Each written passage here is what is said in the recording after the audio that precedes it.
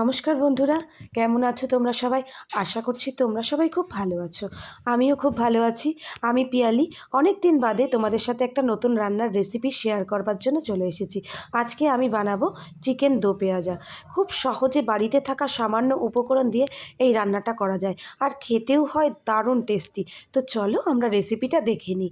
আমি এখানে চিকেনটা ভালো করে ধুয়ে পরিষ্কার করে নিয়েছি।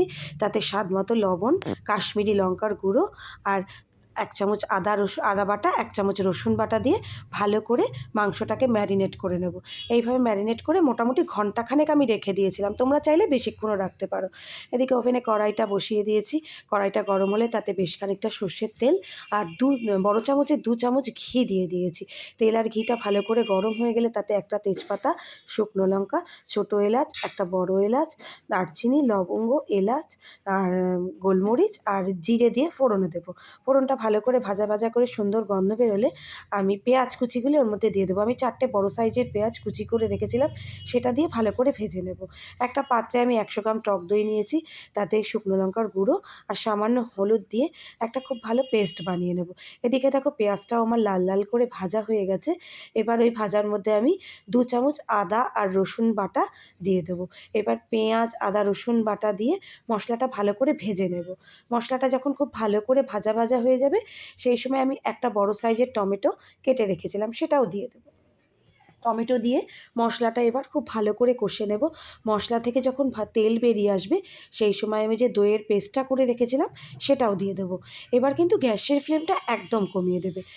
এভাবে মশলাটা খুব ভালো করে কষতে হবে।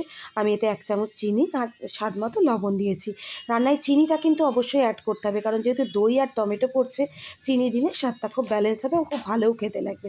দেখো মশলাটাও খুব ভালো করে কষা হয়ে গেছে। এবার আমি ম্যারিনেট করে রাখা মাংসটা ওর মধ্যে দিয়ে দেবো। মাংসটা দেওয়ার পরে মোটামুটি 5 মিনিট হাই ফ্লেমে মাংসটাকে ভেজে নিতে হবে। 5 মিনিট খুব ভালো করে ভাজা হয়ে গেলে এবার আমি গ্যাসের ফ্লেম একদম কম করে মাংসটা কষে নেব। মোটামুটি মিনিট 15 মাংসটা কষে নিলেই রেডি হয়ে যাবে। এদিকে মাংসটা কষতে কষতে আমি পাশে একটা ফ্রাইং প্যান বসিয়ে নিয়েছি। তাতে বড় চামচের 2 চামচ ঘি, একটা কাঁচা লঙ্কা, 2টো কাঁচা লঙ্কা, একটা শুকনো লঙ্কা আর 2টো বড় সাইজের পেঁয়াজ এরকম ডুমো ডুমো করে দিয়ে ভেজে নেব। খুব লাল করে ভাজবে না কিন্তু, এরকম হালকা ভাজা হয়ে গেলে ওটা মাংসতে দিয়ে দেবো আর ওপর থেকে সামান্য গরম জল দিয়ে দেবো। দেওয়ার পরে মোটামুটি 5 মিনিট খুব ভালো করে ফুটিয়ে নিলে ব্যাস রেডি হয়ে গেল চিকেন দো পেঁয়াজা। তোমরা বাড়িতে অবশ্যই একবার বানিয়ে দেখো, দারুণ খেতে লাগে, অসম্ভব সুন্দরের টেস্ট হয়।